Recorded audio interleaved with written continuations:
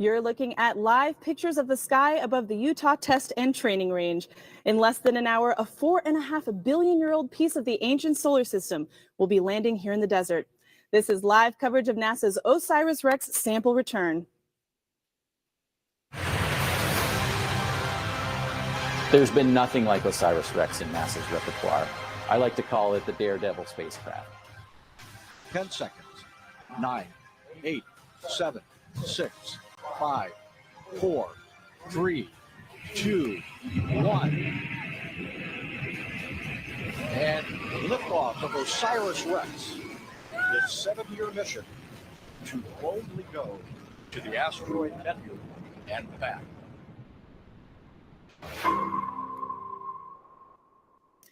Welcome and thank you for joining us live from the Army's Dugway Proving Ground in Dugway, Utah. This is special coverage of America's first asteroid sample return mission, OSIRIS-REx, as it arrives back to Earth after more than 7 years traveling in deep space. I'm Lauren Ward, and joining me is Dr. Jim Garvin, Chief Scientist at NASA's Goddard Space Flight Center. He's a planetary geologist by training and also probably one of the most excited people around here today. Lauren, literally, I'm over the asteroid. Better than over the moon, over the asteroid. Well, I'm excited to share the stage with you today. We've got a lot to discuss and a huge adventure straight ahead. And for those joining at home, Jim and I will be taking your questions live throughout the show. You can send those our way by using the hashtag AskNASA on Twitter, X, YouTube, and Twitch. And if you want to follow along this final leg of the mission at home, scan the QR code on your screen and check out NASA's Eyes on the Solar System, where you can view a complete 3D simulation and follow the OSIRIS-REx sample return capsule to the ground. And during the broadcast, you'll hear directly from the mission team, so listen very closely for those operational callouts. Before we get into the action, though, tell me, Jim, what are you most excited about? Lauren, it's the masterpiece of engineering we have here. Just think about this. In 50 years, we've gone from bringing things on the moon back with crews to all robotic sample return for science that's literally beyond words. It's sublime. So we can't wait to see what we're going to learn. We cannot wait. So OSIRIS-REx is an acronym for Origins, Spectral Interpretation, Resource Identification, and Security, Regolith Explorer. Yes, it's a mouthful, but the mission describes an audacious objective. Send a probe on a long journey to an asteroid, map it, grab a sample, then bring it back to Earth for analysis. Following launch on September 8th, 2016, the plucky probe took an extraordinary route through the solar system until it reached the asteroid Bennu. Then, after more than a year of mapping the surface in exquisite detail, OSIRIS-REx made a careful descent in October 2020 to collect a sample. 3 years later, we are here at Dugway Proving Ground in the deserts of northeast Utah, awaiting that capsule containing the sample, which experts tell us is essentially a time capsule of the ancient solar system. We've got a great team joining us this morning as we experience this thrilling conclusion of this grand adventure. Sophia Roberts is located near our landing zone, and she'll be speaking with some key players in the mission. We'll also hear from James Traley, who will be tracking mission operations and bringing us real-time updates, essentially our eyes and ears inside mission control, which sounds to me like a good place to jump into the story. James, good morning. How are we looking? Yeah, good morning, Lauren and Jim. It's already been a very bright early morning for all of our team members involved in this mission. Just a little bit further north from us, about 4 hours ago in Waterton, Colorado, the team met to assess the readiness to release the SRC from the main OSIRIS-REx spacecraft. And I'm very happy to report that they gave the green light, they gave the go command officially to release the SRC from the OSIRIS-REx. Let's listen in on what that command sounded like.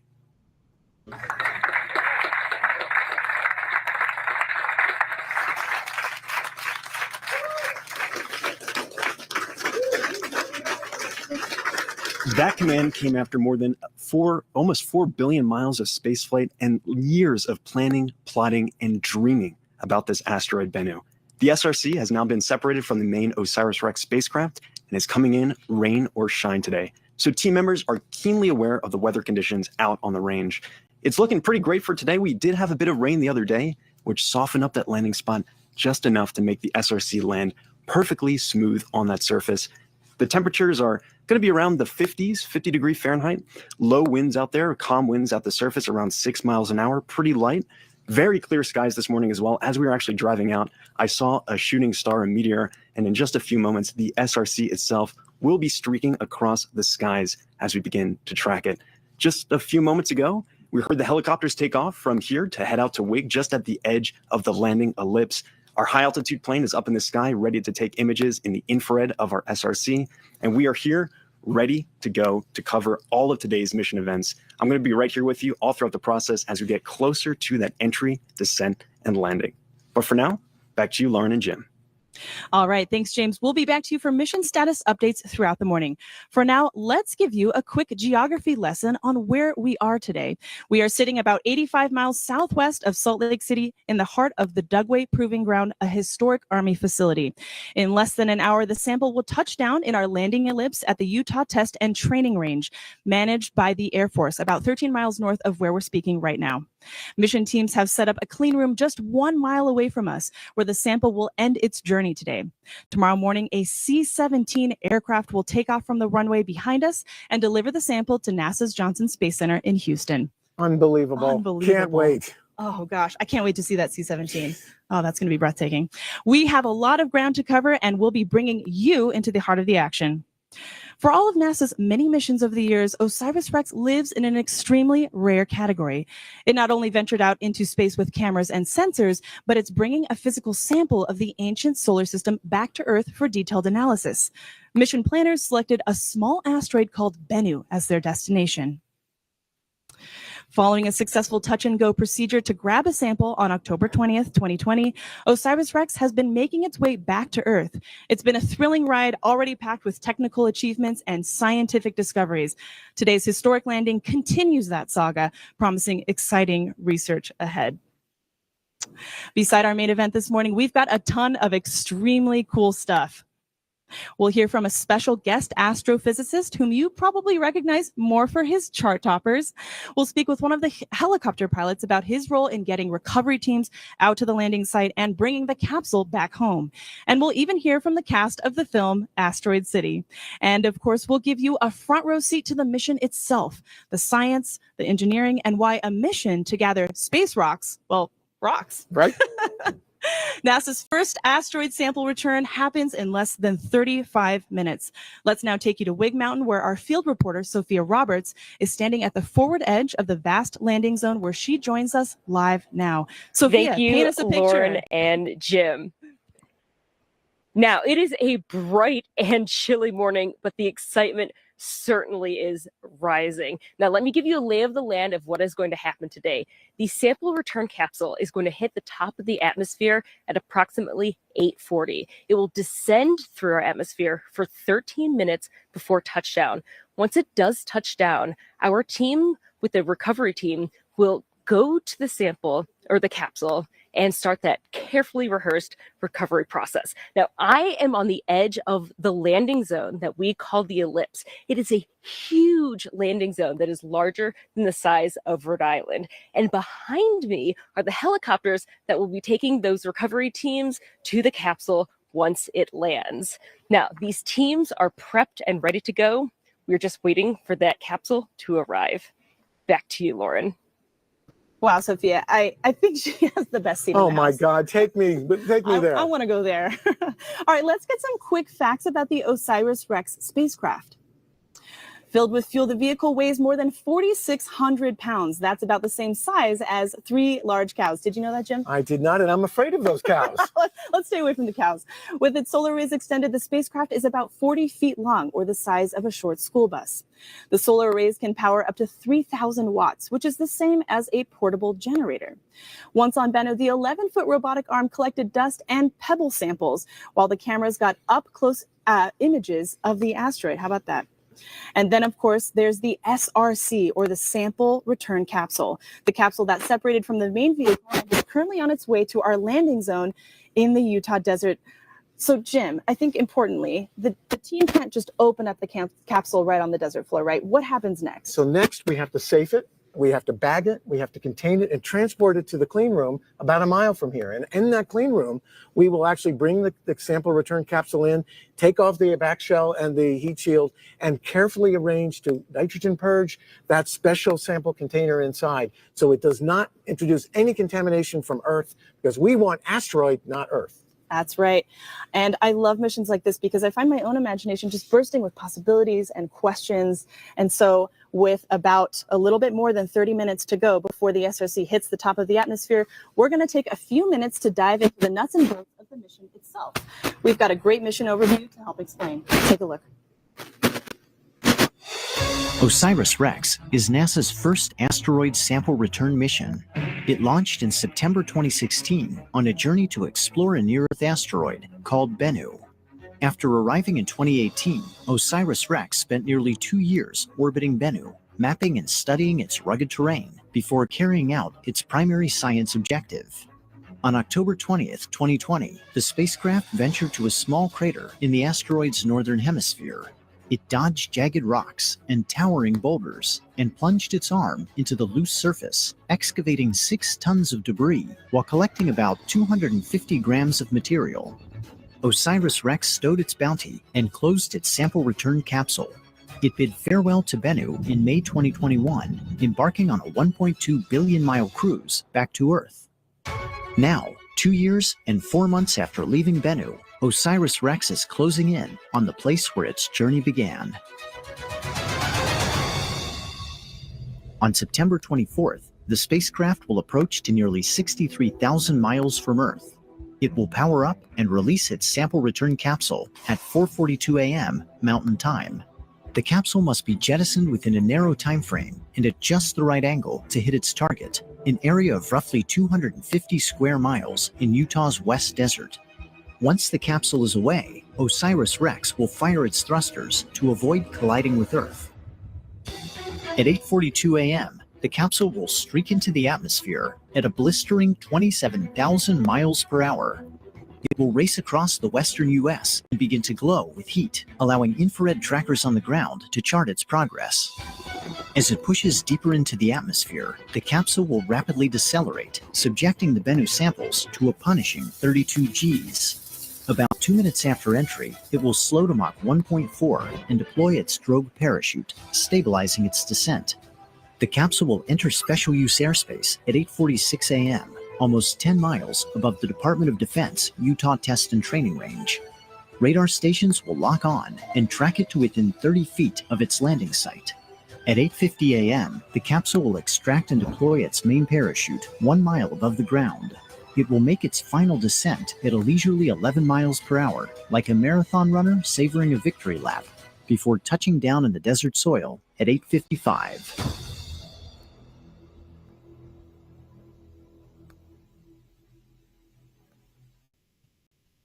Wow, I get chills every time I see that. Me too. Amazing. All right, so we know you have questions, so please continue to send them to us using the hashtag AskNASA. But before we go any further, I've got a question for you, Jim. Why is the mission called OSIRIS-REx? It sounds like a new hybrid kind of dinosaur or something. It does, but it's actually the name of an Egyptian deity, a bird deity, but it means all the stuff the mission's going to be doing. So we're going to be searching for clues to the origins of our solar system chemically, looking at how we can ground truth all the data we have for asteroids from Earth, other spacecraft right up close with samples. We're going to look at the resource potential of asteroids, metals, hydrated water and hydrated minerals, and also consider security of our planet from these kinds of objects. It's a big name with a big mission with many things it has to do. It's multiple missions in one. Yeah, 3 missions in one, in fact. We know we have a global audience for this event, and throughout the morning, we'll be taking questions submitted via social media. So let's take one now. All right, what do we have? At S4Mule_B asks, what's the significance of studying asteroids like Bennu for advancements in planetary science? These are literally the time capsules of the early solar system with those bits and fragments we can never get here. So we go and bring them home to connect ourselves to the place we live, our solar system. So that's one of the big takeaways of this. We will read the clues of Mother Nature on how our world works in the context of all the rest of the planetary system. Fantastic. All right, let's take another question. What do we have? All right, from at Ndanger817. Approximately how large is the sample size and what kind of analysis will be performed? So it's about 8 or 9 ounces. It's about a size of a baseball and a half, and the kind of analyses are amazing. There are toolkits and instruments that can look at nanoscale characteristics that you wouldn't imagine. We could see the hairs on a foot of an ant, but we'll look at those in the context of another object in the solar system. So, wow. Wow, indeed. All right, we'll be taking some more questions throughout the morning. Okay, so let us head back to the ellipse to talk to Sophia. I understand, Sophia, you've got a critical team member with you. Take it away. Thanks, Lauren. Yes, I am joined right now by Stu Wiley, who is the Oscar or on-scene commander of this recovery mission. Thank you for joining me, Stu. Thanks for having me, Sophia. All right, so you are the person who kicks off this whole process before even the recovery team gets on the ground. Can you walk us through your process? Yeah, so essentially what's going to happen is that once the capsule is undershoot, we'll have a better idea of where it's going to land on the range. And based on that, I'll know exactly what kind of weapon systems we used in that area, what kind of tests we've done in that area. So I'll know better what kind of hazards are in the area. Once I land on the ground, I'll do an initial sweep of the area and methodically move towards the capsule and mark any kind of hazards that I find, whether it be munition hazards, of course, and or the industrial hazards, and even the environmentally sensitive areas that we have out here. So, all right, and how did you prepare for this today? So preparation has been in the process for a long time. Between myself and Jasmine Nakayama, we've got 40 years worth of explosive knowledge. Most of it is on this range here, so we know the ranges very well. The team and the UTR have been working together, both Lockheed and NASA, and we've been doing rehearsals so that we are more familiar with their capsule, and they're more familiar with our terrain here as well. Yeah, so. And this is an active proving ground here. So what are the other steps that we have to ensure that our teams are safe? Yeah, so at the Utah Test and Training Range, we do have a lot of different hazards out here. Like I said, the weapon systems that we test. We're going to keep them safe from that. We have, again, done many of the preparations with them already. They've taken safety briefings. They've been briefed on the actual items that we've dropped out here in their range safety brief. One of the hazards that we're going to be dealing with, though, is the helicopters that you see behind us. And they've been through practices getting on and off the helicopters and working in and around them. But I think the biggest hazard that we're going to have is slipping. We had some recent rain, so that I think is going to be our biggest hazard, but it could be fun too. So, well, wonderful. I know that you have your last preparations for the day, so I'm going to let you go, and thank you very much for joining us. Thank you, Sophia. Thanks, Sophia. Stu's got a big day today. Oh, my goodness. A lot to do. All right, Jim, we know we have space fans from all walks of life all over the world.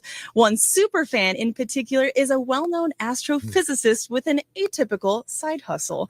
But I'm guessing you know him probably more from his side thing than his science thing. Well, that's right. He's literally space royalty and rock royalty. Perfect for a mission to bring back rocks. Just a true rock star. Let's let him speak for himself. Hello, NASA folks, space fans, asteroid aficionados. This is Brian May of Queen, as you know, probably, but also immensely proud to be a team member of OSIRIS-REx. I can't be with you today. I wish I could. I'm rehearsing for a Queen tour, but my heart's there with you as this precious sample is recovered. Happy sample return day. And congratulations to all who worked so incredibly hard on this mission, especially my dear friend Dante, with whom we already created this beautiful book. God bless you all. Speaking of rock stars, joining us is NASA's Lori Glaze, Planetary Science Mission Director. Welcome, Lori. Hey, good morning. Great to have you here, Lori. Great to have you. And you and Jim go back quite a ways, right? Oh, yes. Jim and I actually go back several decades, but we've been working together closely for many, many years, and it's so good to see you here. What an exciting moment. Lori. Thank you. It is a really exciting day. So OSIRIS-REx is part of a larger autumn for asteroids, asteroid autumn, as we've been saying. Can you talk about some of the other missions that are happening this fall? Happy to do that. It is really exciting. We have lots of asteroid missions, and actually 4 of them have major milestones coming up this autumn. Right on the heels of the sample return happening today.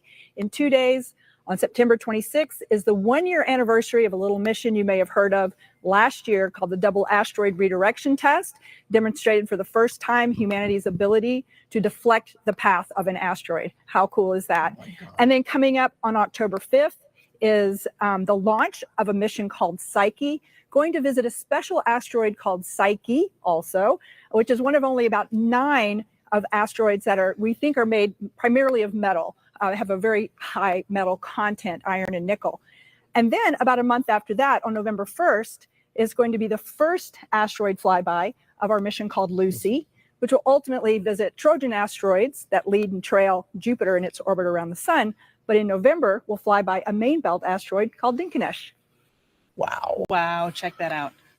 It literally is an asteroid arm. But Lori, one other thing, OSIRIS-REx, is a multi-purpose mission, all this great stuff you mentioned. And one of its key jobs is to help us with planetary defense. How does it do that?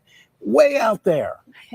So actually, OSIRIS-REx gave us some really important new information about an effect, a force that occurs on asteroids called the Yarkovsky effect. And what that really is we know there's gravitational pulls on the asteroids, and we can predict that with our trajectories. But Yarkovsky effect says that the sun's radiation heats up one side of the asteroid, and then as the asteroid rotates, the radiation radiates off into the deep space.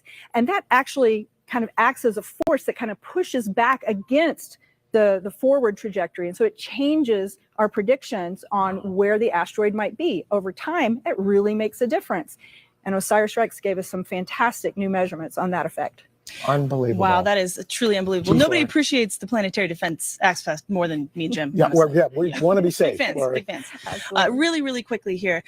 This isn't the end for OSIRIS-REx. What's next? Yeah, so really exciting. Now that the spacecraft has released the capsule successfully, about 20 minutes after that release, we're now repurposing the spacecraft for a new mission called OSIRIS-APEX, where APEX stands for Apophis Explorer, and it's off on its new mission to explore the asteroid Apophis, which is going to have a close flyby of Earth in 2029. All right, Lori. stay tuned, everybody. Unbelievable. That is fantastic. Well, thank you so much, Lori, for Thanks, joining Lori. us. You're going to My stick around for the pleasure. show, right? Oh, absolutely. Absolutely. Okay. This will be the biggest U.S. sample return since the Apollo mission to the moon. But this is not the first time that anyone has captured a piece of an asteroid. On the arrival of the historic OSIRIS-REx sample, we celebrate that the Japanese Space Agency, or JAXA, has already visited 2 asteroids, Itokawa in 2005 and the asteroid Ryugu in 2019. The missions Hayabusa and Hayabusa 2 proved that it could be done and paved the way for today's ambitious goals of this daring enterprise. All right, let's send it back over to James for an update on mission operations. Go ahead, James. Yeah, thanks, Lauren. So everything continues to be nominal. I've been tracking the mission status here. Everyone looks dialed in, ready to go. You saw a few moments ago Sophia with Stu Wiley, our on-scene commander. He's ready to go. He understands the mission. They are ready to get out and recover that sample today. And as I mentioned earlier, just a few moments ago, actually, I guess a couple hours ago at this point now, the SRC was released from the main OSIRIS-REx spacecraft. When that release took place, it was given an initial spin, which kind of preserves its angular momentum, its speed as it's coming in to Earth's atmosphere. It's similar to throwing a perfect spiral on a football, and teams are hoping for that perfect touchdown today. What you're about to see is basically the equivalent of throwing a touchdown pass over 10 football fields away and landing it perfectly in that end zone. So you can see on your screen now the mission operations team. They are just next door, dialed in, ready to go. They've been monitoring the vitals of the SRC all morning. They've been there in the room, prepared and ready to go. I'm sure they are absolutely thrilled for this moment. They might even see themselves on the screen there in a second, but they are hype and ready to go. This is the Lockheed Martin team just a little bit north of us in Waterton, Colorado. They are also dialed in. They're the ones who gave that initial command this morning to release the SRC from the main OSIRIS-REx spacecraft. You just heard from Lori that OSIRIS-REx is now on its way to its extended mission. OSIRIS-APEX visiting that near-Earth asteroid Apophis. A lot coming up in just a few moments. We're going to hit that key milestone of entry, descent, and landing. 13 minutes of punishing descent through Earth's atmosphere to us here in the Utah Test and Training Range. A lot coming up in just a few moments, but for now, back to you, Lauren and Jim. Thanks, James. Very soon, NASA's Artemis program will be bringing us more cosmic samples to study by visiting a familiar beacon in the sky. Give us 60 seconds, and we'll give you the moon. Artemis 3 will be the first sample return mission of NASA's Artemis program, sampling rocks and regolith from one of 13 candidate regions on the moon, all located near the lunar South Pole. The Apollo lunar landers returned a treasure chest of samples that taught us about the history of the solar system, dating back about 4 billion years ago. Artemis missions will explore areas near the South Pole on the rim of the moon's oldest basin, the enormous South Pole Aitken Basin. Artemis will explore areas nearly 1 billion years older than those explored by Apollo. Lunar samples from Artemis 3 and future missions will help scientists interpret the impact history of the moon and Earth, as well as increase our understanding of planetary processes. OSIRIS-REx, the first U.S. mission to collect a sample from an asteroid, will return samples from asteroid Bennu. The rocks and dust collected will offer generations of scientists a window into a time when the sun and planets were forming over 4.5 billion years ago. Samples from OSIRIS-REx and Artemis could rewrite our understanding of the evolution of the solar system. And that's a look at your Artemis Moon Minute. Boy, Jim, how can you not get excited about that? Oh my gosh. Oh boy, that's going to be so cool. All right, Sophia is standing at the forward edge of the recovery zone with an update. Take it away, Sophia. All right, thank you, Lauren. We are under 20 minutes away from EDL. That is entry, descent, and landing. And I don't think there's anyone here on planet Earth who has anticipated this day more than the principal investigator of the mission, Dante Loretta. Thank you for giving us time here today. My pleasure. It's great to be here. All right, so you are here on Wig Mountain because you are on the recovery team. That's right. Can you walk us through what you're going to be doing today? So I'm part of the environmental sampling group. From day one, this mission has paid attention to keeping that sample pristine. And we're going to come down. We had some rain on Thursday. Most likely we're going to be encountering mud out there. We're also interested in the air quality and any water that might be standing, just so in the very rare event that any of that material somehow comes into contact with the sample, we have a record of it and it won't compromise our science. Oh, wonderful. And I think one of the really exciting things about a mission like this, especially with you working with the University of Arizona, is that you're partnering with educational institutions. So can you talk a little bit about the legacy that a mission like this has? Yeah, thank you. I'm a professor at the University of Arizona in the Lunar and Planetary Laboratory, and our history goes all the way back to the Apollo missions. The founder of our lab, Gerard Kuiper, mapped the moon, helped pick the Apollo landing sites and the Surveyor landing sites, and we have been involved in every major NASA planetary mission since then. And really the best part of having a university lead a program like this is that it's a great training ground for the next generation. I've been on this program almost 20 years, and I've watched multiple generations of students grow up, become professionals, either join the team. We always take our team members on board when we need to fill roles, or off into other careers in aerospace engineering, science, and many other disciplines. It's really great to foster those incredible questions about our universe. Absolutely. And I know that you need to get back to your team to go on that recovery process. The moment's almost here. Yeah, so thank you so much for joining us, and best of luck out there today. Thank you. All right, back to you, Lauren. Great. Thanks, Sophia. Wow. I can't wait for Dante to get his moment in the sun. Goes Dante. That is amazing. All right. So, Jim, the whole OSIRIS-REx spacecraft is not coming back today, right? It's just a part of it. That's right. This is the whole spacecraft, 40 feet long, the size of a school bus. But this special little thing here, the sample return capsule, is bringing home the goodies. And that's what we've just released, and it will be entering the atmosphere, and you'll be hearing all about it. And the samples were collected at the asteroid back in October 2020 from this TAGSAM thing that inserted them in the capsule, and the capsule was released. So that's what comes home. The rest of this goes on to Apophis. That's right. We just heard Lori talk about that. But let's move over and take a look at this replica SRC capsule. Now, this was an engineering model that was used in tests a few weeks ago for a drop test. Can you talk a little bit about the engineering of this? That's right. This is a very special spacecraft, just like a small version of what we use to bring crews back when they come back home to Earth from the space station. It has a heat shield. It's about 30 inches across, so it's pretty big. It weighs over 100 pounds, has a back shell, and inside it has the goodies, the sample return canister and the sample cap, the small sample canister. So this is the vehicle that brings those samples protected from all those changes in environment from the top of the atmosphere, 13 minutes of descent to the touchdown point that we're waiting for today. This is a very special spacecraft. It absolutely is. And it also was used in a drop test, as I mentioned. Let's take a look at some of that footage now.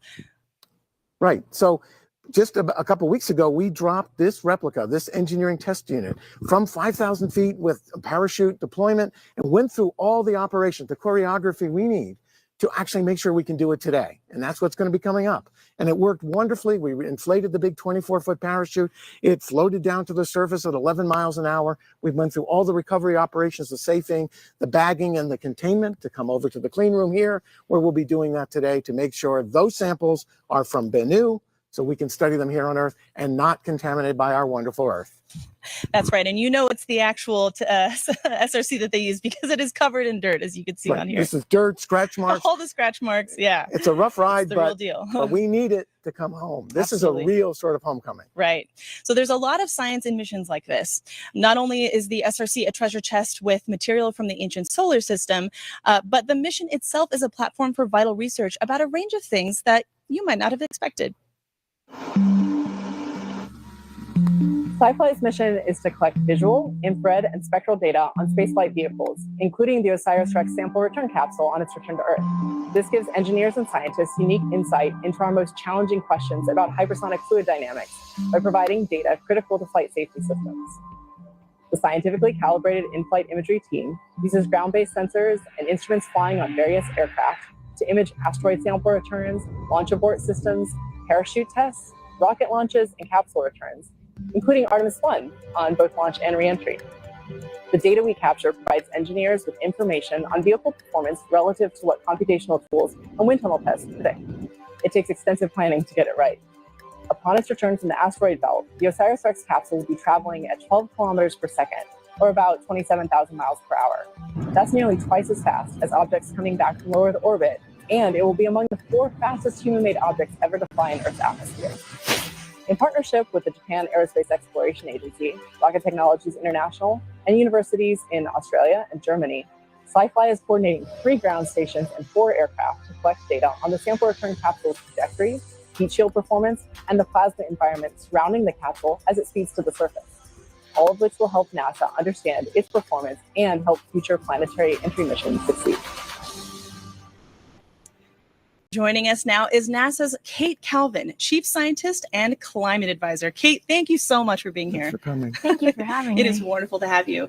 All right, so as NASA's Chief Scientist, you're looking at the big picture.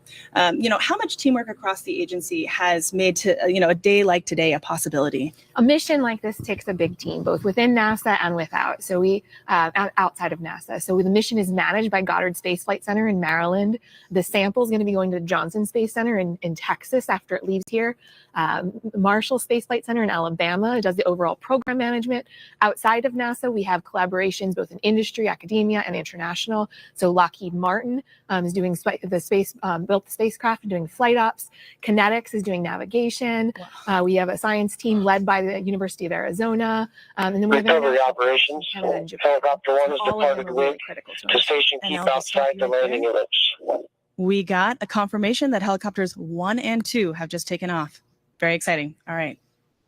So, Kate, one other thing, as an earth science, an expert on how our planet works and climate, can you tell us how this asteroid mission, the samples we return, might impact how we understand life on Earth, how it evolved, and how climate issues now might be involved? Yeah, so this asteroid Bennu may record some of the earliest history of our solar system. So scientists are looking at it to help us understand planet formation and the origins of water and carbon, which led to life here on Earth. That's incredible. That is incredible. And, Kate, I know you've been to several launches. That's our typical bread and butter here at NASA. But this is more of a homecoming. How does that feel to you? It's great. The environment here is so nice, being with the team and thinking about, this spacecraft launched 7 years ago. And now there's all this amazing science just around the corner. Can you believe it? The team has really been working hard. And are you going to stick around for the show? Awesome. Fantastic. All right. Well, Kate, thank you so much for joining us. Thank you. Thanks, Kate, for all Wonderful. you do. Thank you so much. This seems like a perfect time to dig into some more information about Bennu. Bennu isn't part of the main asteroid belt. It's a NEO, a near-Earth asteroid with an orbit that occasionally brings it in close proximity with us here on Earth. Bennu is about 500 meters in diameter, which is taller than the Empire State Building. It rotates upside down on its axis compared to Earth, with a tilt of over 177 degrees. Scientists chose to study Bennu because of its organic operations. Helicopter compounds 2 and has mineral departed codes. WIG. The station keep outside the landing ellipse. All right, so you just heard that they have departed WIG. Excellent Whoa. progress. Fantastic. All right. Moving on, it isn't as smooth a surface as we initially thought. It's actually covered in pebbles and marked by these large rocks and boulders nearly everywhere. One boulder in particular that OSIRIS-REx had to navigate around was nicknamed Mount Doom and was the size of a 2-story building. Bennu holds the Guinness World Record of the smallest object to be orbited by a spacecraft. How fun. Now let's get an update from Sophia, who is standing on the edge of the ellipse. Take it away, Sophia. Okay, 2 of the helicopters have already just departed. So the team is already in the recovery process, or at least the beginning phases of it. But right now, we are waiting to hear precisely where the capsule is going to land before the rest of the teams head on over to that location. Now we are about under 10 minutes away from the capsule hitting the top of our atmosphere, and we are eagerly anticipating this largest sample of ancient solar system material that we have received since the last Apollo mission in 1972. So that is 51 years since we've had such a pristine and large sample of ancient solar system material. It's a really big day for science, and we're just in the beginning phases of today, but we are certainly excited to hear about what will happen and see those parachutes finally descend through our atmosphere. So yes, we're certainly excited, but this is just one phase of this amazing mission. I'm going to send it back to you, Lauren. See the operational milestones we're expecting throughout the morning. SRC separation already happened, and the capsule is now heading for its rendezvous with Earth's atmosphere. Jim, it always appears like these operations are simply inevitable. You know, we grabbed the sample, we flew it back to Earth, we're headed in for landing, but it's never that simple, is it? No, not at all. And so we have a lot of critical events that take masterful engineering. We have to hit the top of the atmosphere, transition through a high G, high heat environment, go from 27,000 miles an hour down to eventually 11 for that safe landing. All these things involve changes in environments, forces, things that could disrupt our sample and change them, which we want to document. And so we really want to understand this and finally bring it to rest so we can then bag it and encapsulate it so we can eventually get the sample into our clean room here. So we're ready to transfer tomorrow to Houston to the Johnson Space Center. So this is a big process, well rehearsed by a masterful team. Absolutely, and contains, work from thousands of individuals who are making this happen. All right, so we know that you're submitting questions from all over. Let's take a few more social questions. All right, what do we have? At Dev Saran at 5342461. What are the preliminary steps to take to test a sample? The preliminary steps. So first thing we do is, of course, bag it here and get it into the clean room and get that sample, that sample canister inside the sample return capsule, get it under nitrogen purge, meaning we flow nitrogen gas so no Earth atmosphere and microbes get involved. That'll happen today, period of few hours. And then tomorrow we transfer to the Johnson Space Center in Houston, Texas, where all the fun happens at the Astromaterials Curational Facility, where we've done moon rocks and samples of interplanetary dust and lots of things.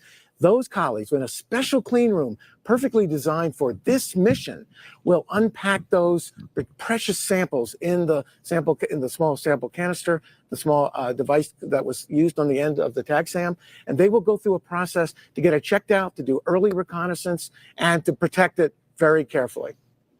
That is incredible. And they built that whole clean room. No other asteroid samples before. Right. This is the first one. First ever. First ever.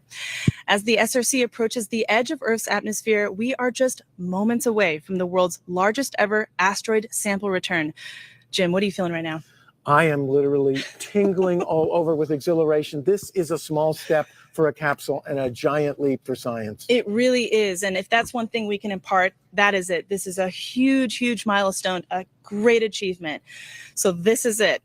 We are just 15 minutes away from the OSIRIS-REx sample return, a journey of 7 years and nearly 4 billion miles. The work of thousands culminates in this moment. Let's turn it over to our mission commentator, James Traley, to take us through the final moments. James, we're all yours. Yeah, Lauren, buckle up and get ready for the ride of entry, descent, and landing. This is 13 minutes of crazy descent, punishing crazy deceleration of our spacecraft, starting at 27,000 miles per hour when it enters into Earth's atmosphere, and eventually slowing to a leisurely 11 miles per hour as it descends and lands on the Utah Test and Training Range. Recovery operations. Helicopters 1 and 2 have arrived at the holding location. So good news, our helicopters are ready to go and begin those recovery operations just as soon as we have confirmation of touchdown here. And as the sun begins to rise in the west coast, the SRC is going to be streaking across the atmosphere above San Francisco, California, about 82 miles in altitude. It's going to be coming in hot, over 5,000 degrees Fahrenheit, almost a couple seconds after it hits that atmosphere. That's about half as warm as the surface of the sun, to give you some context. But don't worry, our sample will be safe and sound within. We have a heat shield, which is made of a phenolic impregnated carbon ablator. It's a very fancy term to describe what's going on with this heat shield. It basically ablates away or burns away any kind of heat flux that develops on that outer shell, making sure that our sample is safe and cool within. Similar technology that we use with astronauts coming back from the moon or any kind of other landers that we have going into planets and moons. So we're just a couple moments away from this key moment. It's going to be very exciting next couple 13 minutes here. And you'll hear a couple callouts come in from just next door in our mission operations team as they begin to get us ready for this key moment. It's a journey of 3.86 billion miles getting reduced to the scale of mere miles, 82 miles above the surface of the Earth in San Francisco. A couple key events are going to happen as soon as we get into the Earth's atmosphere. Very quickly we're going to deploy our drogue parachute. This is for stability, stabilizes our descent and make sure that we are continuing to target that landing ellipse that is here in the Utah Test and Training Range. It is a 36.5 by 8 mile landing ellipse that is here, marked out for that recovery operation. You see on your screen now the mission ops team eager at the edge of their seats for that first call out of Earth atmospheric entry. Very exciting moment coming up in just a few seconds here. We're about 20 seconds away. You see the team at Lockheed now, all standing ready on the edge of their seats. This team, I'll remind you, just a few hours ago, gave that command to release the SRC on this long journey. It's been on its own for 4 hours. There's nothing we can do at this point. It's coming in, rain or shine. EO milestone. The SRC has entered the Earth's atmosphere. UTTR tracking assets have acquired. And here we go. Start your stopwatch right now. We are 13 minutes of entry, descent, and landing. We have that expected milestone of entering into the Earth's atmosphere. We can see the team at Lockheed, and we actually have a visual now. This is from our infrared tracking camera on the WB-57, our high-altitude plane, at about 47,000 feet MSL, mean sea level, getting a great view of that SRC heating up as it enters into Earth's atmosphere. The punishing deceleration that spacecraft, that SRC is experiencing right now, as it comes in at about 27,650 miles an hour. You can see it glowing brightly in the sky. And in just a few moments, we're going to reach peak heating and peak deceleration. That's at 32 G-forces, punishing G-force on our SRC, a phenomenal view of that streaking SRC coming in across the sky.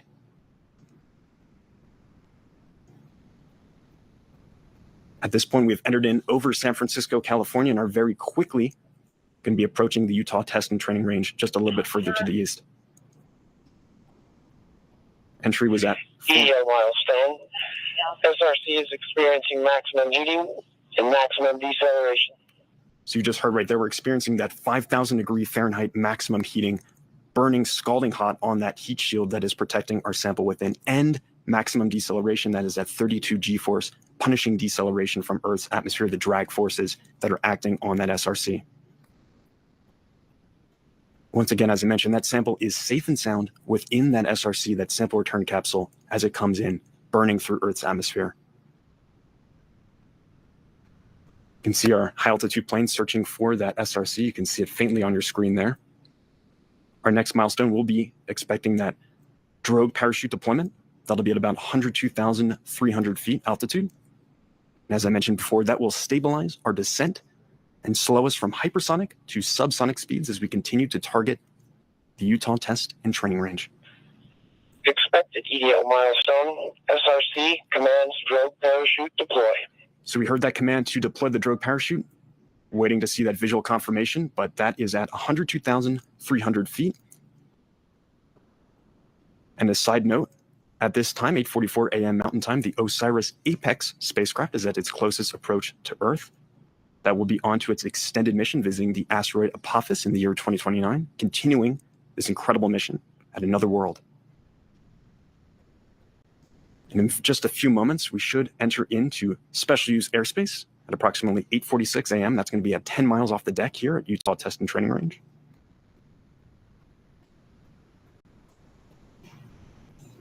You can still see that SRC on your screen very faintly in the distance.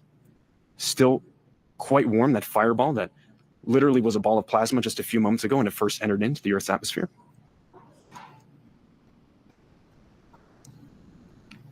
That SRC is nearly 3 feet wide, 1.6 feet tall. It's a small object, so quite a challenge to track this as it comes searing into Earth's atmosphere.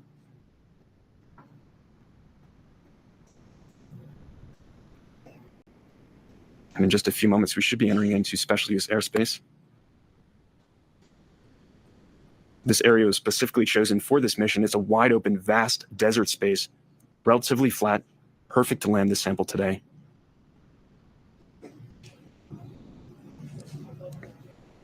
We did, as I mentioned, have a couple days of rain here leading up to this event, so the ground is a little bit soft.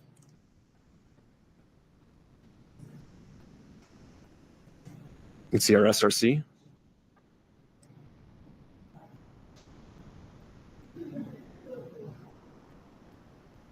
Streaking in.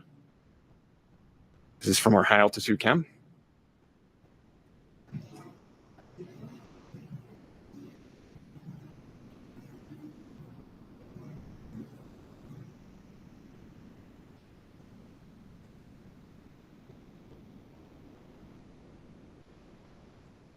Our next milestone, we should be expecting main parachute deployment at around 8:49 a.m. Mountain Time. That will be at around 5,000 feet elevation.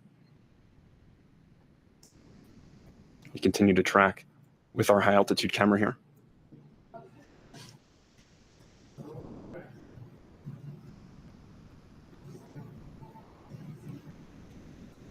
As I mentioned, that sample is thermally isolated within that SRC, a very complex labyrinth network of piping and tubing leading into that sample canister within, that just a few years ago was on the other side of the solar system from us sampling an asteroid Bennu.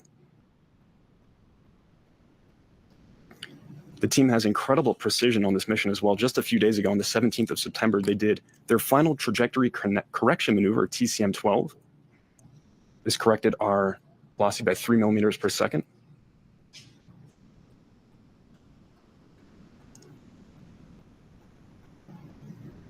We see EDO milestone. We have confirmed parachute deployment. Wow. And after an exhilarating streak across Earth's atmosphere, we have parachute deployment. You can see just a sigh of relief from the team. I can hear some applause here. There is that orange creamsicle color parachute, just a delight, a sweet delight to see in our sky here over the Utah Test and Training Range. A phenomenal view, just wonderful to see that deployment. That is at around 5,000 feet elevation above the Utah Test and Training Range. And now this is like a marathon runner savoring that last lap here as we approach the finish, that landing in the Utah Test and Training Range. Wonderful to see that. We continue to track. This is with our high altitude camera still, that WB-57. And we should have a great view from here on the ground. We've got a variety of different tracking assets. And you saw Sophia out at the edge of that ellipse watching from Wig Mountain. The team there could potentially have a wonderful view momentarily as well. We'll continue to descend. Our next altitude descent will be at about 4,000 feet. Just a few minutes away from getting that sample from the other side of the solar system, from the surface of asteroid Bennu at sample site Nightingale, to the rugged terrain of the Utah Test and Training Range. Looks like winds are relatively low. Not a lot of rocking back and forth. Those parachutes seem to be perfectly smooth coming down, that parachute there. Continuing to descend, the slight little bit of tilt back and forth of our SRC as it comes to its resting velocity of 11 miles per hour as it makes that final descent.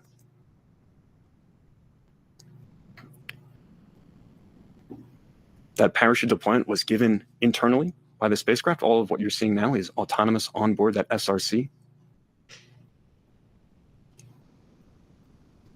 And once that successfully lands, the teams will begin the next crucial phase of this mission, the sample recovery operations.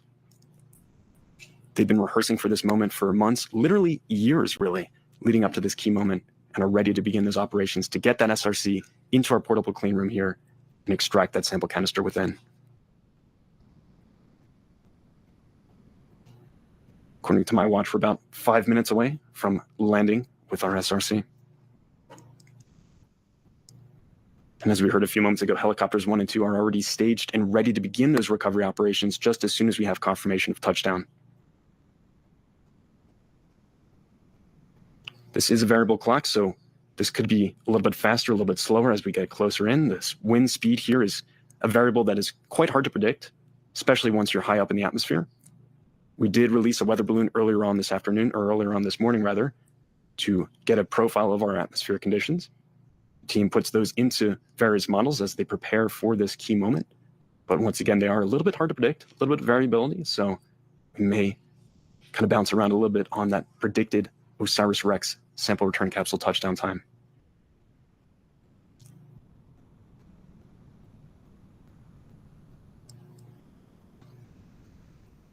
The ground really closing in now on that SRC. EDL milestone. Helo 1 has visual on the SRC below the chute. That is phenomenal. Let's see that view here from that first helicopter. They've got visual on the sample return capsule under parachute, that orange creamsicle color parachute, really bright in the morning light over the Utah Test and Training Range. A great view of the SRC we can have now from our helicopter as it continues to make its final descent to the terrain below. And once again, just setting the context for this, when we first hit the top of the atmosphere, we were at 27,650 miles per hour. We are now leisurely decelerating under our orange parachute to 11 miles per hour.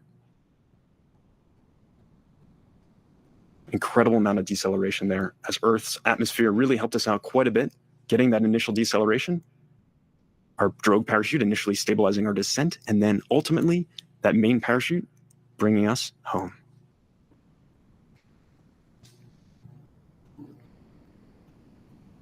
You can see right in the center of that crosshair, that is the parachute with the SRC dangling beneath.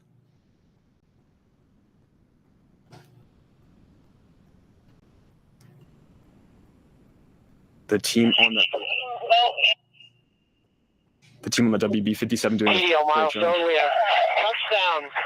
I repeat, EDL SRC has touchdown. And touchdown of the OSIRIS-REx sample return capsule. A journey of 1 billion miles to asteroid Bennu and back has come to an end, marking America's first sample return mission of its kind and opening a time capsule to our ancient solar system. Unofficial touchdown time, 8:52 a.m. Mountain. And the team can now breathe an immense sigh of relief. We now have the sample return capsule, the SRC, containing pieces of the asteroid Bennu. You see the reaction there just moments ago as they got that sample back on the ground.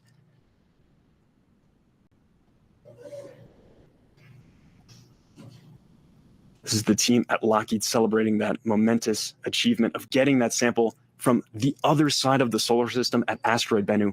When we took that sample, we were over 200 million miles away from us here on Earth. The long journey back, 1.2 billion miles from asteroid Bennu back to here with that sample, has just come to a dramatic close. And a little bit ahead of schedule too.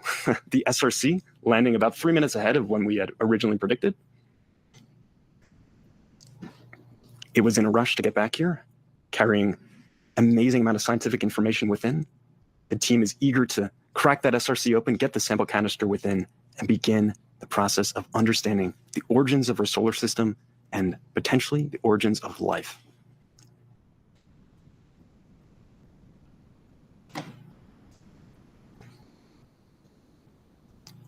We're not in the clear just yet. A key piece of the mission is about to get underway. This is the recovery operation phase. Once the team has officially confirmed the exact touchdown location, they'll be flying out on 4 separate helicopters and will operate much like a Formula One pit crew, if you will, to recover the SRC, take environmental samples at the landing zone, the LZ. Everyone has a role to play. It's going to be simultaneous action as they get that SRC recovered and begin to do an environmental safety sweep, collecting samples along the way.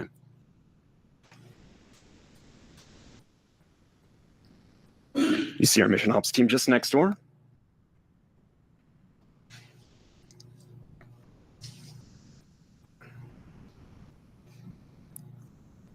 I'll once again remind you that the sample canister itself is not actually going to be opened here at Dugway. The next phase of the operation is simply to get that SRC into the portable clean room that has been specifically set up for this recovery operation. The team will then remove the heat shield protecting the SRC and its precious cargo within the entire descent through the entry, descent, and landing, remove the back shell, and then extract the sample canister within the tag sim that just a few years ago collected pieces from the asteroid Bennu. Today, the goal is to get the sample recovery operations. Helicopters 3 and 4 are leaving rig for the landing ellipse.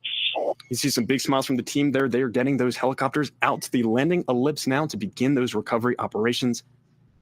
The first person to approach the SRC is Stu Wiley, our on-scene commander. You see the helicopter, the last of them, taking off from the Wig Mountain just at the edge of that landing ellipse.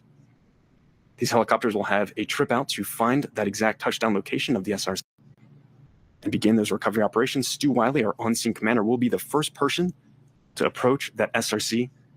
He'll do an environmental safety sweep, checking for unexploded ordnances.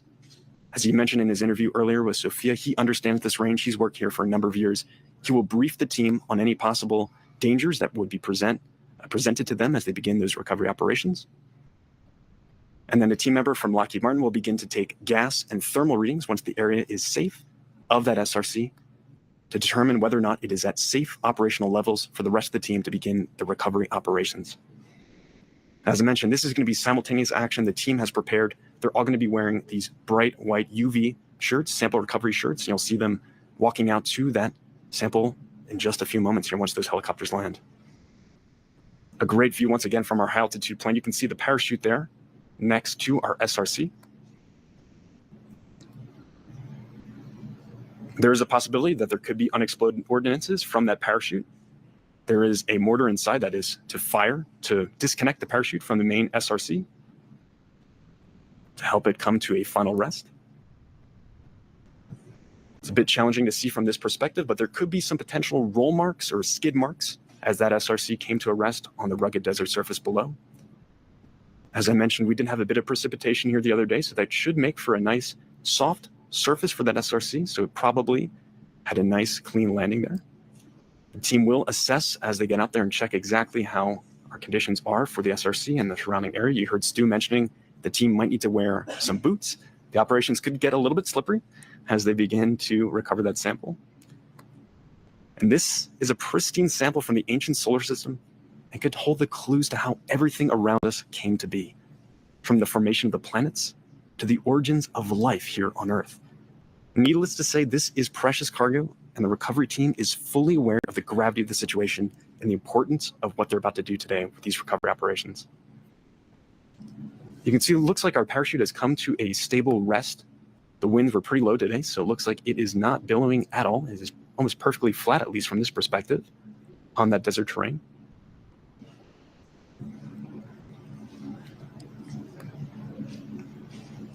And throughout all these operations, the crew member safety is paramount. So you'll see the team probably huddle up a couple times as they begin these recovery operations to make sure that everything is safe and continues to be nominal as they make their initial safety sweep. All of this recovery should be a very quick process, usually. They've rehearsed for this again for months. They've been out here all summer really rehearsing for this moment. They did a drop test last month. They've also had numerous rehearsals actually practicing containing that SRC, getting it on a sample carrying fixture. Recovery operations, WV has located the parachute on the ground. You just heard that confirmation from that high altitude plane locating that parachute on the ground. This location info will be relayed to our team members aboard those helicopters as they begin their approach out to the landing zone.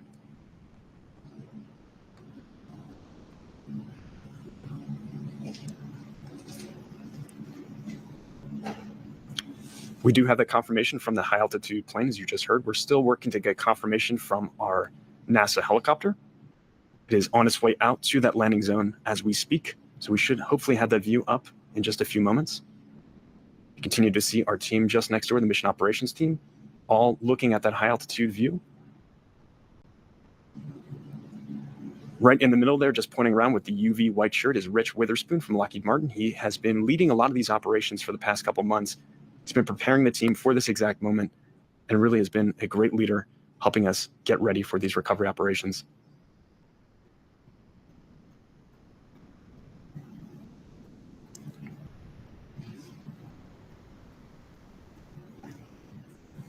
Yeah, so this ellipse here, this landing zone, is a quite large setup here, and this was chosen intentionally for this mission. It's about 37 miles by 9 miles total, this landing ellipse, out in the Utah Test and Training Range here in Dugway, Utah. This is an enormous facility. As you heard earlier, it's about the size of Rhode Island, all in all, this whole facility. It's relatively flat, very smooth terrain, this desert surface. So it's perfect for bringing something back and having that nice, safe landing on the desert surface. Just a few years ago, the OSIRIS-REx spacecraft back in 2020 made its tag attempt, the touch and go attempt to actually collect the sample that has now landed in this desert. When it did that, it was only at the surface for just a couple seconds, descending at a speed about 11 centimeters per second, just a little bit faster than a baby that is crawling. It's a very slow pace, but they were able to successfully get that sample and bring it from the edge of our solar system back to us here at that Utah Test and Training Range. You can see our full screen view here of that high altitude view, looking at the parachute at rest on the surface of the desert. This is at the Utah Test and Training Range. It's a wide open expanse here, and the team has this positional info, and they'll be relaying that to our helicopter teams to begin those recovery operations.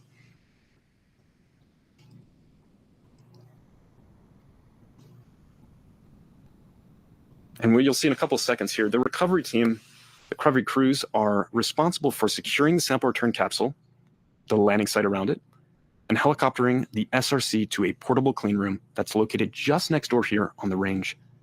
And just a little bit later on, it's going to be attached to a 100-foot long line beneath one of the helicopters, and it will actually be flown to the clean room. This was determined to be the best possible way to transport that SRC safely and efficiently, to get it on a nitrogen purge and maintain that pristine nature of the sample within. As I mentioned, this is an enormous ellipse, 37 by 9 miles. It's a large expanse to cover by car. It's a very bumpy ride out there as you kind of start to make your approach across this rugged terrain.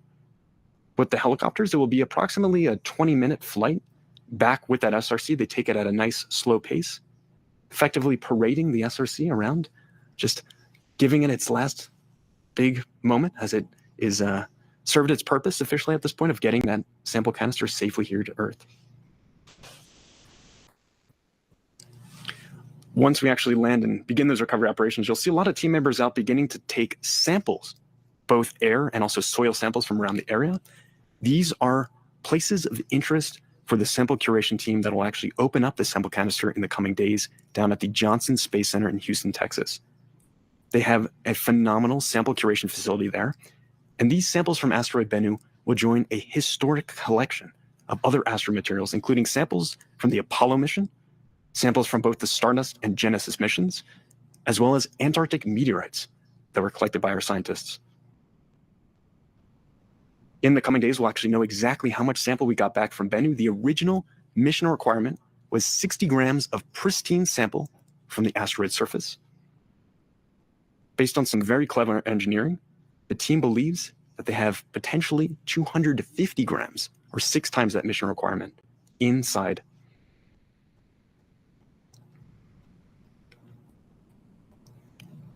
And so we just heard that unofficial touchdown time was at 8:52 a.m.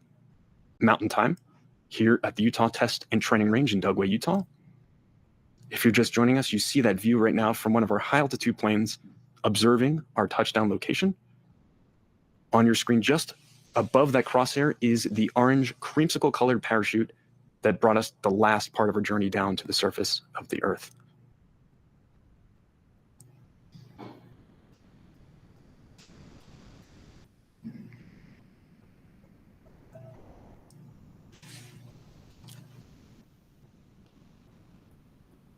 You heard from Jim earlier that that main parachute is about 24 feet across. Fairly large parachute that helped us decelerate on our last leg of the journey.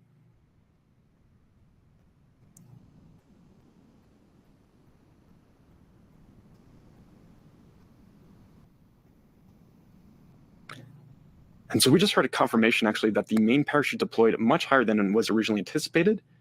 It was originally supposed to deploy at about 5,000 feet elevation, but it actually deployed at around 20,000 feet, so much higher up. So that would explain our kind of earlier touchdown time than expected here.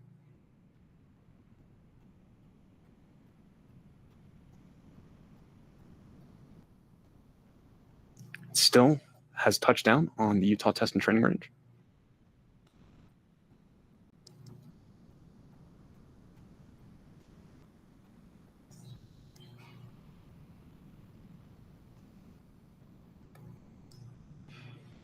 Team members continue to fly out to this location aboard helicopters. As I mentioned, there are 4 recovery helicopters in total. The mission operations team is continuing to monitor the situation. They're the ones who are relaying us that info about that high parachute deployment, that 20,000 foot parachute deployment.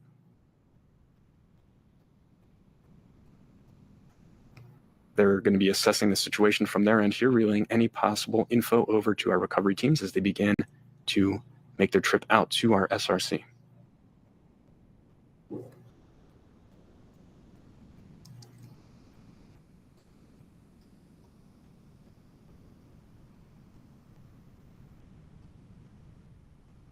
One of the first goals once the team gets out there is to safe and stow the parachute.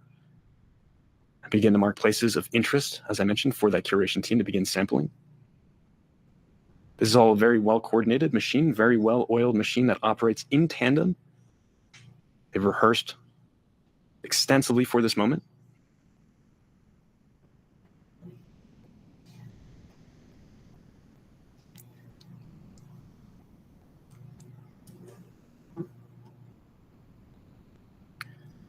So we just heard from the team in that mission operations room that they have visual of the parachute, that orange parachute that you saw on your screen moments ago, but we do not yet have visual confirmation of the SRC itself. The team is continuing to survey the region, looking for that sample return capsule.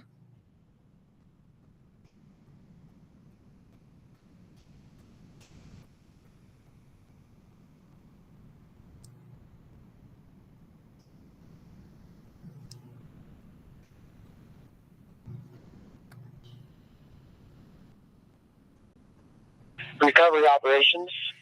Kilos 1 and 2 are in the area of the landing site and are in a search operation. So you just heard that call out from Tim Preiser, who you see on your screen there from the mission operations room. He just announced that Helos 1 and 2 are now at that landing site. They're pointing out something on the screen. I see some smiles. It seems like we might have potentially some more information on that SRC in the coming moments. Helos 1 and 2 will be surveying this region, looking for both that SRC and also eyeing up the region, looking at that parachute that was deployed. Recovery operations. All of the ground supported vehicles have left rig and are in pursuit of the landing zone. So some more team members are going to be heading out to that landing zone as well in support of those 4 helicopters that will be the main group recovering that sample. The main helicopter will be actually attaching that sample return capsule once the team has it located and ready to prepare for recovery operations. They'll load that on long line.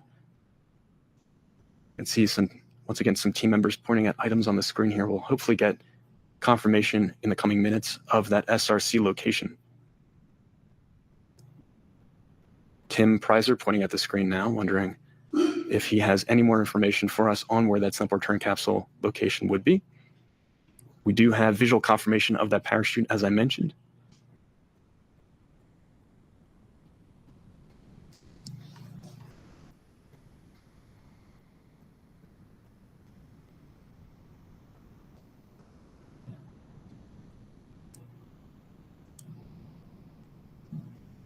Rich Witherspoon radioing out to the team. And now we have a view from our helicopter of the landing location. You can see the sample return capsule dead center on your screen, that kind of dark gray black object right there.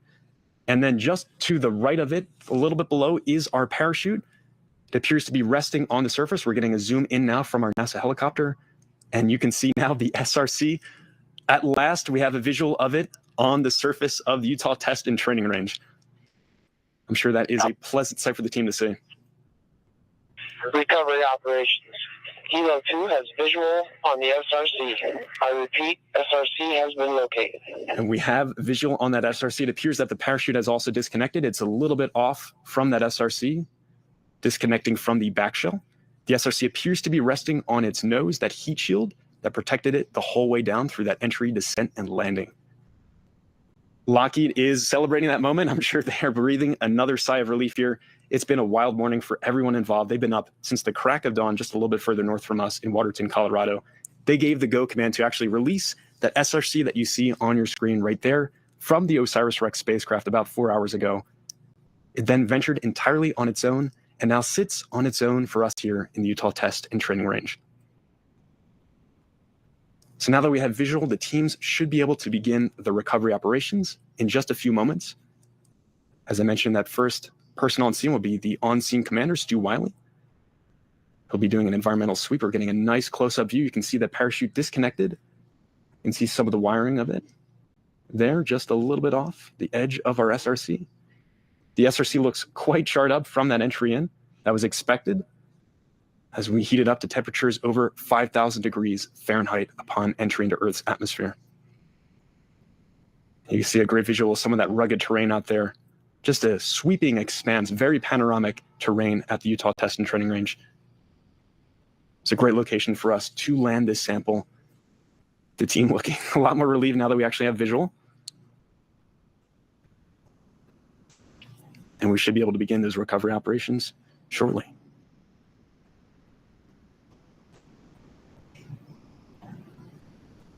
Inside that sample return capsule are pieces of the asteroid Bennu.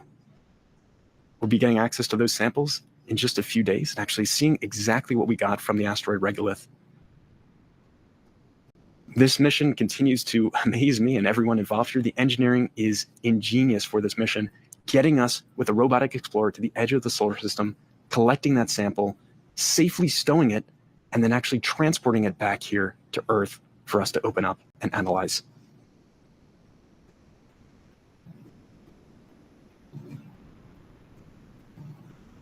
The surface today was probably a little bit soft, so it looks like it's resting a little bit far off the actual desert. It doesn't appear to have dug in too much with that nose cone from the heat shield.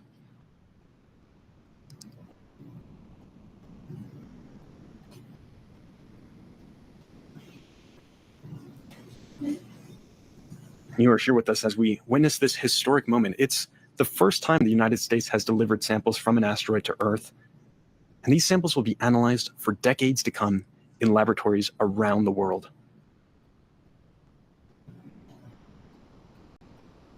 And there is landing of our first helicopter at the site.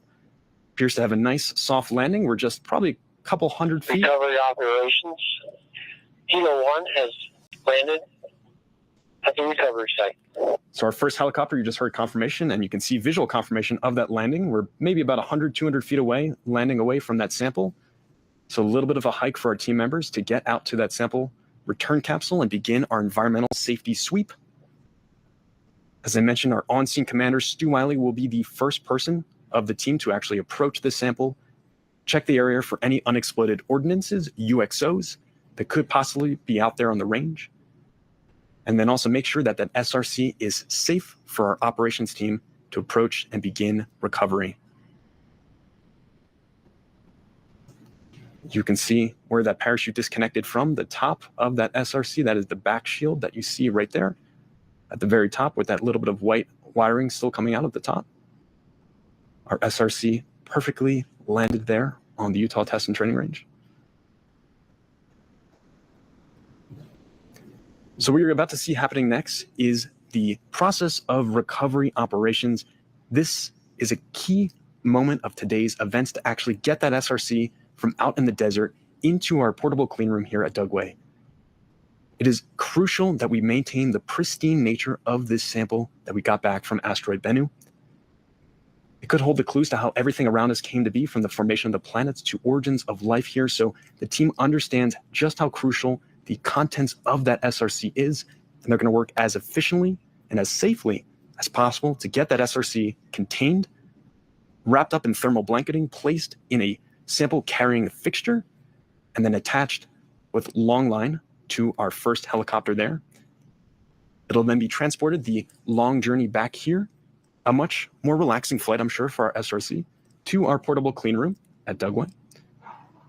At which point the team members will extract the back shell and remove the heat shield from the SRC. It's served its purpose. We're mainly now concerned with getting the contents within that sample canister containing pieces of the asteroid regolith out of that SRC. We won't actually, as I mentioned, be opening that sample canister just yet here at Dugway. The team is simply focused on getting that SRC, or the sample canister rather, on a nitrogen purge, and this is to maintain that pristine nature and prevent any kind of contaminants from the atmosphere from getting into our sample within. Recovery operations. Kilos 3 and 4 have been cleared to land at the recovery site. And the rest of the team is closely behind, ready to land at the recovery site to begin operations. This will be simultaneous action that you'll see here once we have the clearance from Stu Wiley to begin our recovery operations.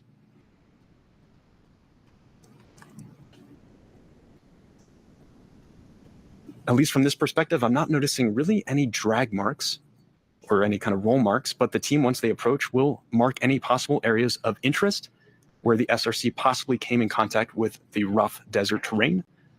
All of these regions will be sampled by our recovery team and will be passed off to the sample curation team at the Johnson Space Center as they begin to unload and actually open up the sample canister there, exploring the contents within and making sure that no possible contaminants from the surrounding landing location got into our sample. We're getting a wider view now. We should have the helicopters that have landed nearby coming into view potentially. The team really taking extra precaution as they approach the SRC. As I mentioned, team member safety is paramount during these operations. There are possible potential areas of concern as the team begin these operations, including the temperature of that SRC. You see it looks quite charred there. It could still be a little bit warm. As I mentioned, it heated up to over 5,000 degrees Fahrenheit. So as the cool desert air begins to cool down that SRC, we want to make sure that it is cool enough for our team to actually begin those recovery operations. We'll also be checking the gas levels of that SRC to make sure that it is not outgassing from the batteries within, heating up during that reentry. We'll also be making sure that there is no live voltage present. And we see a view now from our high altitude plane that has visual of those helicopters landed nearby, just at the northern part of your screen. You can see one of them on screen now. The top of your screen there, it is centered up. There is our helicopter, and it appears that we have our on-scene commander potentially walking over.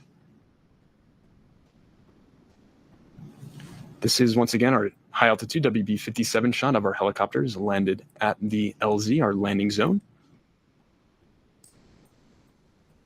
You can see some movement on the screen. It appears some team members might be approaching our SRC at this point to begin those recovery operations, the initial safety sweep.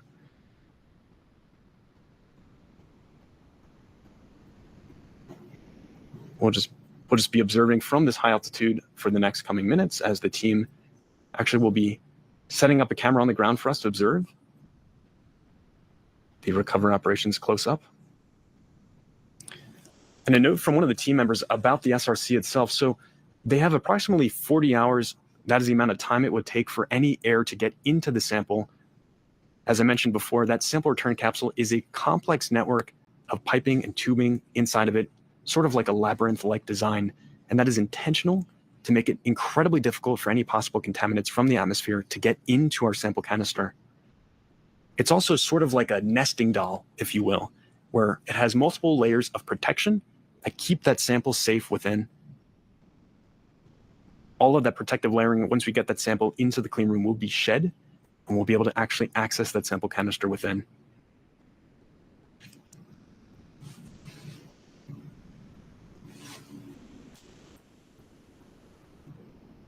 The main goal, as I said, for today is to get that sample canister on a nitrogen purge. That is to maintain its pristine nature And we have visual once again from one of our helicopters here orbiting around the landing location. You can see our SRC at the bottom left of your screen, and its parachute that helped us get the last leg of the journey down. It deployed a little bit higher than we expected, 20,000 feet elevation. Original expectation was at about 5,000 feet. And this brought us down the last leg of the journey after a punishing initial entry into Earth's atmosphere over San Francisco, about 82 miles in altitude, to now resting on the rugged Utah Test and Training Range desert floor.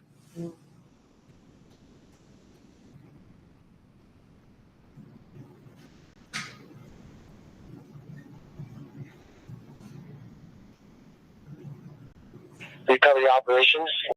Recovery team is in the vicinity, beginning their initial assessments. So you just heard confirmation from Tim Preiser that the team is beginning to actually approach the SRC for that initial environmental and safety sweep. You'll soon see our on-scene commander, Oscar, Stu Wiley, approaching that sample return capsule. As I mentioned before, he'll be checking for any possible unexploded ordnances. You can see our mission operations team. They have been overseeing all of this morning's events, and they're going to continue. There we go on screen. You can see front and center there, Stu Wiley, our on-scene commander, and right behind him is Victoria team. They're both wearing personal protective equipment, gas masks.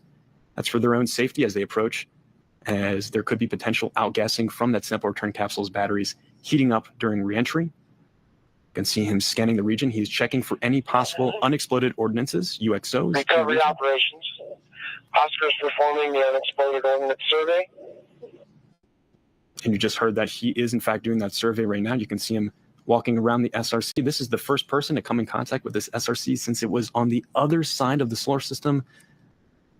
We had sent this on a long journey, the OSIRIS-REx spacecraft. Finally delivering the sample, he is motioning over to Victoria team, who is shortly going to approach and begin taking some gas and thermal readings. You can see her walking over and must have given the clear for her to proceed. A little bit closer. Stu continues to pace around the surrounding area. All over here, the team will collect samples. He'll begin to place flags. You can see in his backpack, he's got a couple flags waving in the breeze. Those will be placed at areas of interest for our team members to sample once they arrive and begin those recovery operations. Victoria is now appearing to take out her thermal and gas reading devices. She's taking an initial thermal reading of that SRC as we speak, looking for it to be at an operational temperature of around 100 degrees Fahrenheit. Operations. Lockheed Martin Safety is performing hazardous environment assessments. And you just heard that confirmation. So she is performing that hazardous environment assessment, checking the thermal temperature of that SRC, as well as taking any kind of gas readings to make sure that we are at safe operational levels. She is also leading over. This is Victoria team from Lockheed Martin.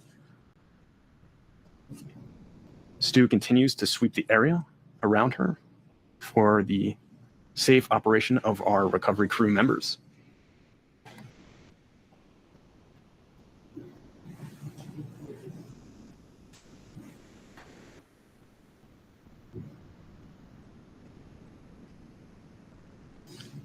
There are several nozzles, valves around the SRC, and so once Victoria has the clear to approach, she'll actually open up some of those valves and insert a gas reading device within to actually take some temperatures. And you can see off to the left of your screen, Stu Wiley is actually safing and stowing away that parachute that helped take us the last leg of the journey. It's great news that that disconnected from the SRC. That allowed our SRC to rest as it is now here on the surface of the Utah Test and Training Range. It appears with minimal dragging. Recovery operations. Oscar is safing and storing the main parachute. So Stu is going to get that parachute stowed, placed away, as Victoria is front and center on your screen, beginning to take some of those gas readings to make sure that we are not outgassing any kind of noxious chemicals that could be present from that battery heating up within the SRC.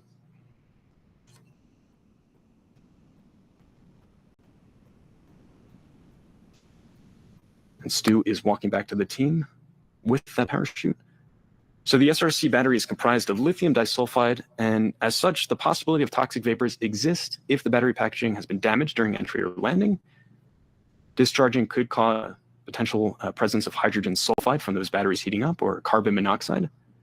And so that is why Victoria initially had her gas mask on. It appears she has now actually taken it off. So it appears that the gas readings indicate nominal conditions. Recovery operations, Lockheed Martin Safety has confirmed no hazardous gas. And you just heard that confirmation. So the safety assessment is successful. Victoria has confirmed that with her gas readings and thermal measurements of the SRC. They'll then go back over, Stu and Victoria, for a team huddle to prepare the rest of the team to begin the recovery operations and actually get this SRC into our clean room here at Dugway and continue the operations. You can see the Lockheed Martin team, the bottom left of your screen, just overjoyed with this moment. This is years of careful planning and preparation leading to this final phase of getting that sample back here to our clean rooms. I'm sure they've been holding their breath all morning, so they're getting closer to finally being able to take another breath and relax as we actually will begin our recovery operations, a key part of today's events.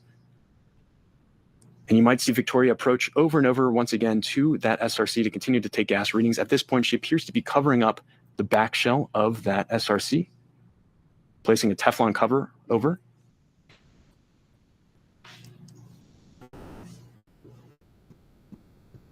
This is where the parachute actually deployed at the top of the SRC capsule, the sample return capsule, rather. She'll also be checking for any possible live voltage.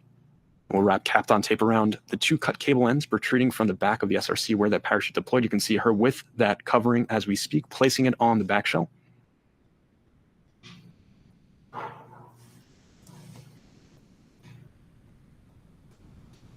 She has successfully placed that shielding on the back, that Teflon cover. Stu walking around behind, checking the rest of the scene, walking back with the parachute that he now has safely stowed away. And you'll see Victoria opening up a couple gas valves on the SRC, taking those gas readings. Continue to do this throughout the whole process. She's also placing covers on those gas vents too to prevent any kind of contamination from atmospheric particles, particulates entering into that SRC. She's photographing the scene as well too. This is to keep careful note of exactly the procedures that she's going through for her team.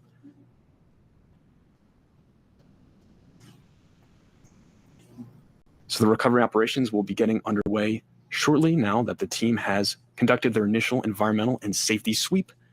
Everything appears to be nominal, which is fantastic. We do, in fact, have that SRC on the ground. The rest of the team will be approaching shortly. But for now, back to you, Lauren and Jim. Wow. Thank you, James. Oh, can you believe it? OMG. Touchdown for science. What a great day. For the folks at home, this is a huge deal, and they did it. For the first time in history, we brought goodies back home from this kind of object in the history of humanity. So this is big. This is so huge, and we're all breathing a big sigh of relief. Obviously, we're not completely out of the woods here, and we'll be monitoring what's going on and keeping you abreast of everything that's happening.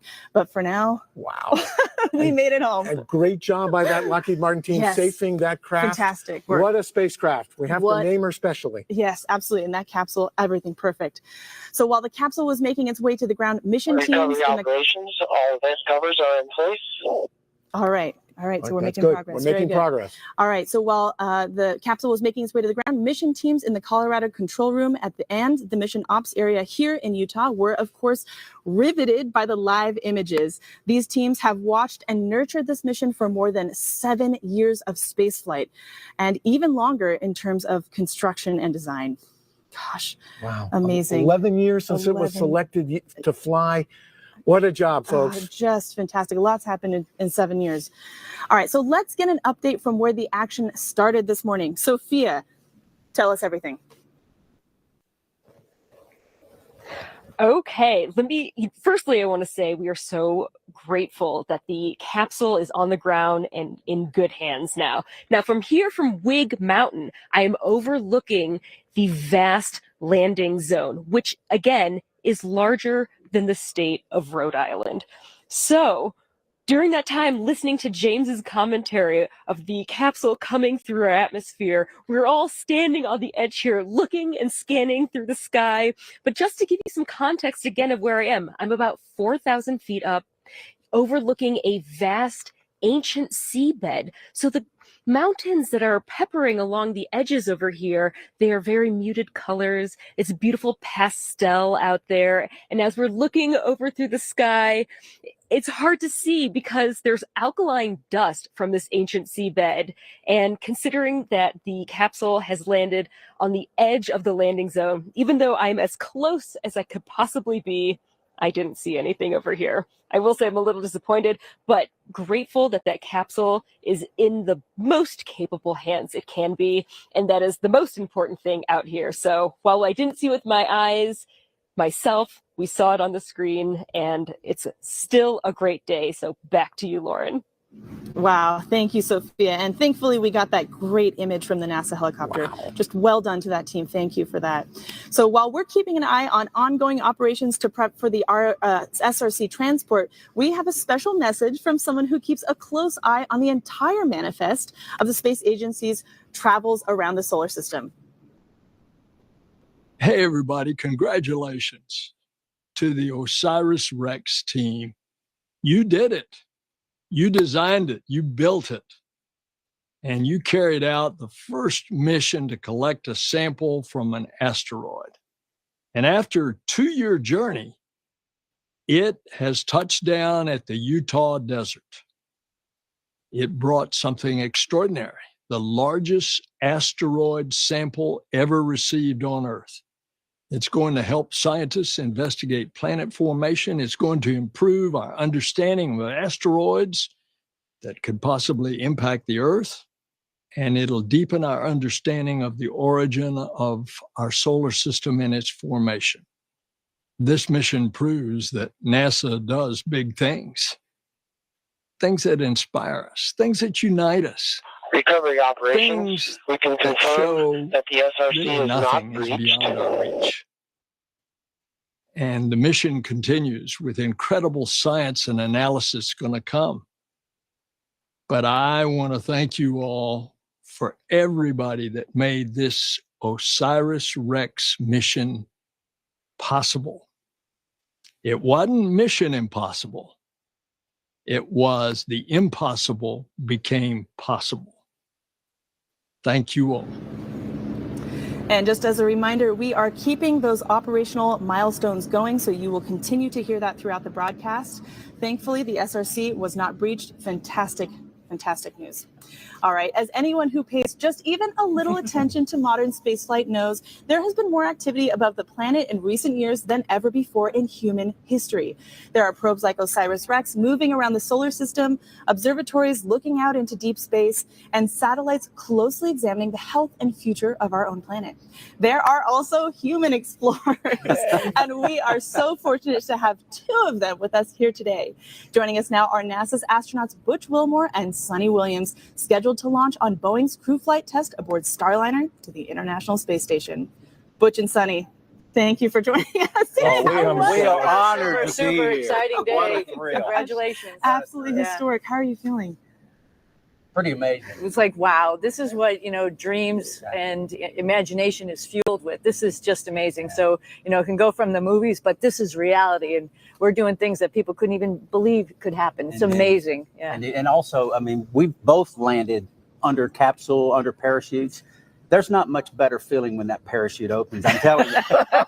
And it was maybe not equal, obvious. Pretty close to exciting and intense, and that parachute opened. Oh, it was thrilling, absolutely thrilling. Yep. Yeah, it's fantastic. Well, that is fantastic. One of the things that I think will be really interesting is this, of course, this site is being considered as one of the candidates for the Boeing Starliner crew flight. Right, and that's actually why we're here. It just worked out in our timing for our training and as we're working on Starliner, that we could come and actually view one of our prime landing sites, which is here at Dugway.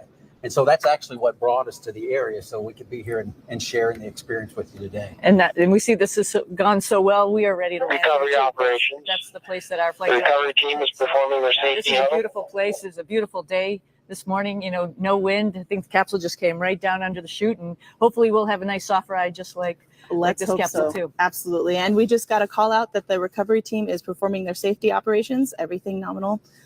So Fantastic. you guys will be coming back and maybe someday with samples yourself brought back by humans. Indeed. What do you think about that? Again, we're in that era of going beyond low Earth orbit now with humans, you know, headed back to Moon and potentially one day to Mars with the Artemis program.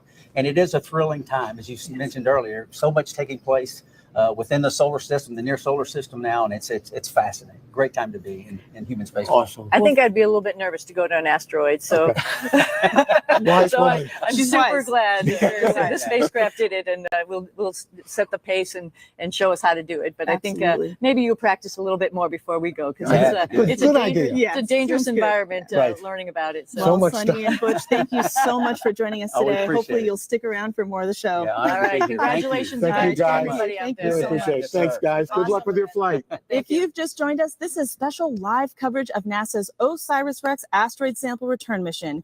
You might be thinking, this doesn't look like a typical NASA facility. And it's not. In fact, it's because of the extraordinary capabilities that we find here that we find ourselves in the Utah desert in the first place. We're coming to you live from Army's Dugway Proving Ground. We've got a video postcard to share that will give you a better sense of the glorious desert environment all around us. Take a look.